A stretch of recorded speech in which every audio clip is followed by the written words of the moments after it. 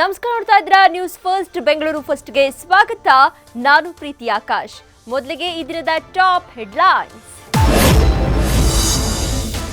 ರಾಜ್ಯದ ಜನತೆಗೆ petrol diesel ದರ ಏರಿಕೆ ಶಾಕ್. ಪೆಟ್ರೋಲ್ಗೆ 3, ಡೀಸೆಲ್ಗೆ 3.5 ರೂಪಾಯಿ ಹೆಚ್ಚಳ. ಗ್ಯಾರಂಟಿ ನಷ್ಟ ತುಂಬಿಸಿಕೊಳ್ಳೋಕೆ ಬರೆ ಹಾಕ್ತಾ ರಾಜ್ಯ ಸರ್ಕಾರ.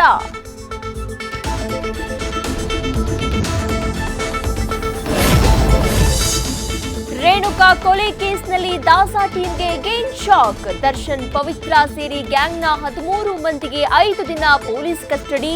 ಮತ್ತೆ ಪೊಲೀಸರ ವಿಚಾರಣೆ ಎದುರಿಸಬೇಕಿದೆ ಡಿ ಗ್ಯಾಂಗ್.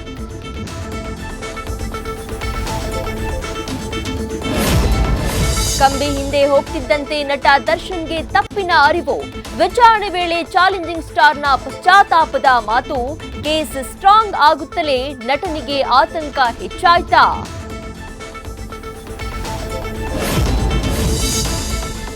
ರೇಣುಕಾ ಕೇಸ್ನಲ್ಲಿ ಸಣ್ಣ ಸಾಕ್ಷ್ಯವನ್ನು ಬಿಡದೆ ಪೊಲೀಸರ ಇನ್ವೆಸ್ಟಿಗೇಷನ್. ಇದುವರೆಗೂ 40ಕ್ಕೂ ಹೆಚ್ಚು ಸಿಸಿಟಿವಿ ವಿಡಿಯೋ ಕಲೆಕ್ಟ್. ಟೆಕ್ನಿಕಲ್ ಎವಿಡೆನ್ಸ್ಗಳೇ ಡಿ ಗ್ಯಾಂಗ್ನ ಕಸ್ಟಡಿಗೆ ಕಾರಣವಾಯ್ತಾ? ಯುವರಾಜ್ ಕುಮಾರ್ ಪತ್ನಿ ವಿರುದ್ಧ ಸಪ್ತಮಿ ಗೌಡ ಕಾನೂನು ಸಮರ. ಕಾಂತಾರ ಬೆಡಗಿಯಿಂದ 10 ಕೋಟಿಯ ಮಾನಹಾನಿ ಕೇಸ್. ಶ್ರೀದೇವಿಗೆ ನೋಟಿಸ್ ಜಾರಿ ಮಾಡಿದ ಕೋರ್ಟ್.